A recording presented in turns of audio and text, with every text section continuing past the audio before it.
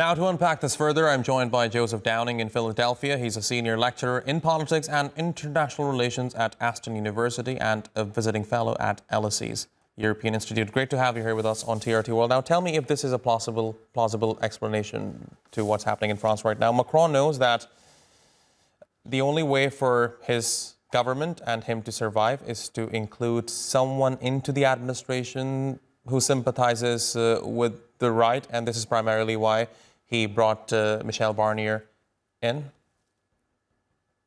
Well, I think Macron can technically survive without that, right? But I think this is his attempt at trying to build or trying to bring in a workable partner. The problem he has, because he's very much of that, sort of centre-right tradition of French politics. He seeks to reform. He seeks to reduce social spending. He seeks to reduce France's quite large, actually, budget deficit and tackle some of the issues around France's huge pile of sovereign debt, which is over 100% of GDP. So he's brought someone in that he can actually do business with. And that's one of the problems that he has after the legislative elections, and especially after the left showing so strongly, is to try and work with people that have almost a diametrically opposed agenda, frankly, right? The left in France, as it's constituted around the NUPES currently, wants an increase in social spending, wants an increased role for the state in protecting its citizens. It wants increased rights for workers, which are all things that Macron kind of is attempting to go in a very different direction on. And I think this is his effort of bringing in a workable partner that he can actually live with. And to be honest, I mean, while the left was the single biggest bloc out of the legislative elections, it's not that they are the only ones.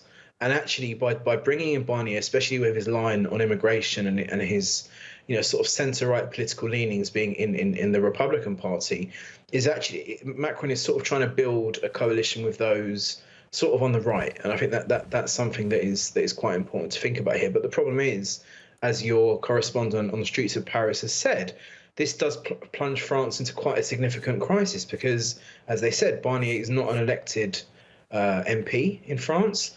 He hasn't been an elected individual into the French administration now since the 1990s. And again, this is another act by Macron that will further reinforce his image within France that he's not a Democrat, right? That he's not interested in the democratic process, that he's interested in basically ruling by decree, as he did to push through his pension reforms. And I think this is not a good thing for French democracy in the long run. Joseph, this is what I wonder now. To what extent do you think the fact that Europe is leaning more and more towards the right lately influenced Macron's decision? Well, I think this is something that's interesting because it seems to me that Europe, a bit like the US perhaps, is becoming polarized. So we can actually see more and more individuals voting for the far right. We saw the AfD in Germany. We see the rise of right-wing movements in France and to a lesser extent in the UK. But you also see a lot of people also voting for the left. And you see, a landslide by a centre-left government incoming with the Labour Party in the UK.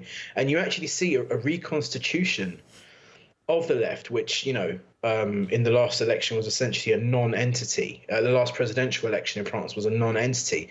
They've actually managed to reconstitute themselves, which is not an easy thing to do, given the broad base of their coalition, and become again an electoral force. So what I think we're seeing is the polarization of European politics away from the centre towards the extreme right, and to a certain extent with the NUPES in France, kind of a version of the extreme left that actually bizarrely have quite a lot in common.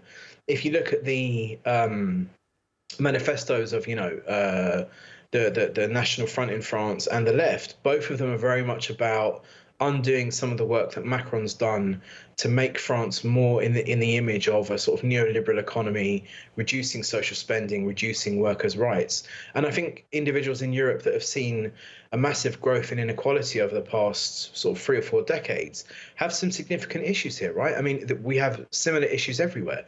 Lack of housing, cost of living is going up, workers' rights being reduced, people essentially saying goodbye to the job for life, and a sense that things aren't actually going to get better, and that the government really isn't necessarily on your side in these issues, right? It's something that the government is actually working alongside business to undermine many of the things that individuals need in their daily lives. Now, those like Macron who are more for the free market will say that this is necessary, that without this, France would economically stagnate and effectively go bankrupt.